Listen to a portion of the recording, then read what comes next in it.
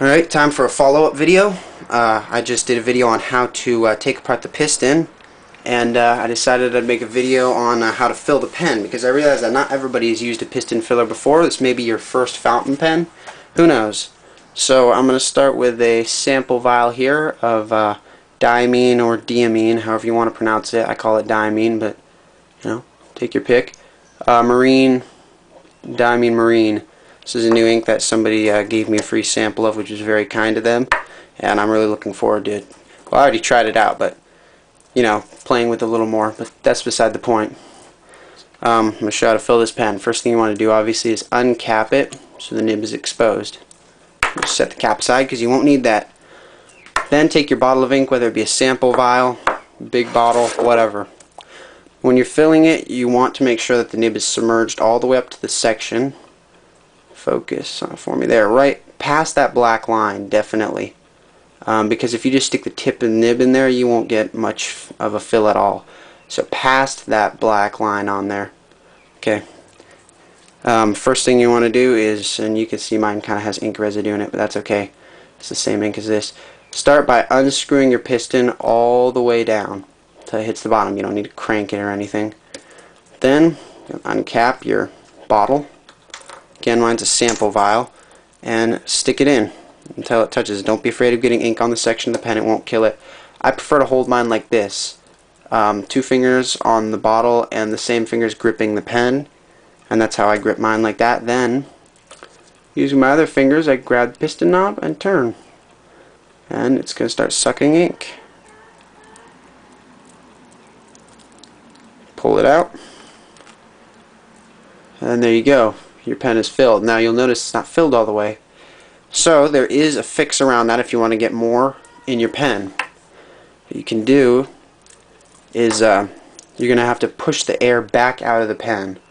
And to do that, what you're going to do is take it and flip it right side up. And you want to be careful doing this because it's a great way to get ink splattered everywhere. You're going to turn the piston knob and unscrew it. What you're trying to do is you're going to try to force the air out and keep the ink in so that you can get more ink in. So first thing I do is just kind of lightly tap it to get the ink to come down, then start unscrewing, and very slowly. You will notice at the top here, if I can get this to focus, you'll see ink kind of coming, but it's not actually ink coming out, it's bubbles. You'll see it pushes some ink up, but it's actually bubbles. And you want to keep doing that until bubbles stop coming and actually ink comes out. And again, you'll probably, if you mess up doing this, you're going to get ink on your hands, so just beware of that. I do this because I like getting a full fill of ink, and I don't mind getting ink on my hands. I always have ink on my hands. So it comes to modifying nibs, I guess. Anyway, after you've pushed as much air out as you think is safe and necessary, or as much as you want, now you're ready to go. The piston knob is unscrewed, all the air is forced out, so all you do is you flip it over, put it back in, screw the knob back down again. Alright, now when I pull this out and wipe it off, you see the barrel is completely full of ink. There's like no air in there at all, just a few gaps. So that's how you get a full fill if you want, and again, it's kind of risky, so you don't have to do it if you don't want to. If you like to change inks often, then just don't do it and save yourself the trouble. Because piston fillers, especially with unscrewable nibs, are very easy to clean. Then just take a paper towel and wipe the whole thing down.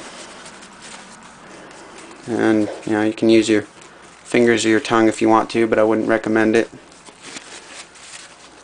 That's kind of what I do, but anyway, so there. Now I've wiped it down all the way, and it's clean and ready to write. And just for fun, do a little writing sample here. It's just to show you that it did in fact fill with ink, and it does work. This TWSBI right here has a broad nib on it, which it will not focus on, but it does have a broad nib on it. There we go. That I have converted into a cursive italic, which I really like cursive italics, so that's why I did that. Anyway, do a little writing sample here. So writing with a TWSBI Diamond 530, and there you go. Oh wow, that's a pretty ink. So there you go. There's your writing sample.